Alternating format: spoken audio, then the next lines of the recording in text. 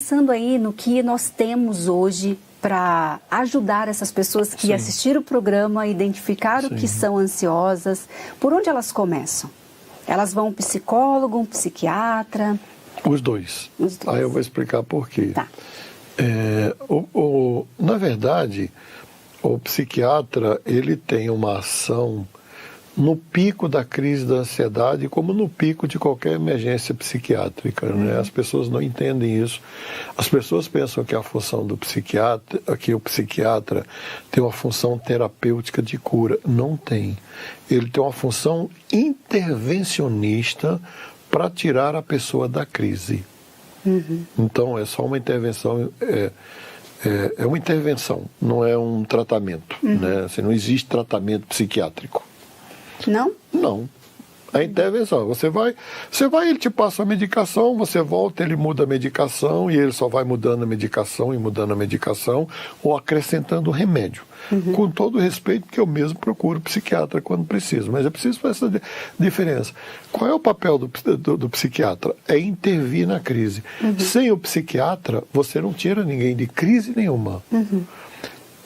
Eu acho que eu passei por isso.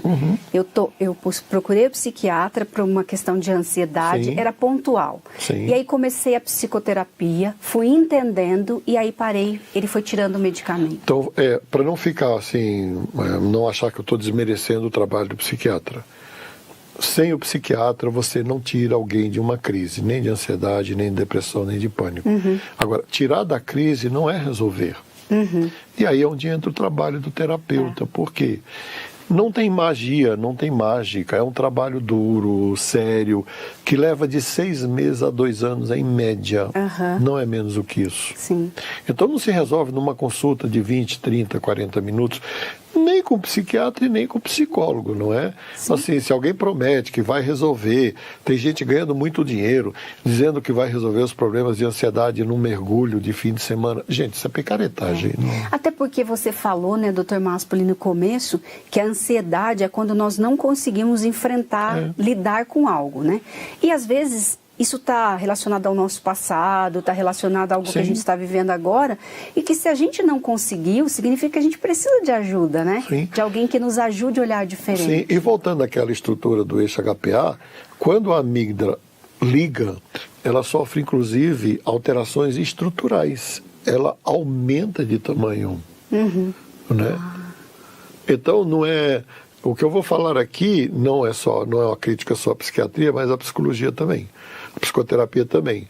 Dificilmente uma técnica verbal, no sentido de uma terapia de fala, como a psicanálise ou a psicologia junguiana que eu represento, né?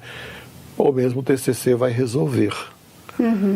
Como é uma coisa não verbal, porque a ansiedade é não verbal, as técnicas também têm que combinar o verbal com o não verbal.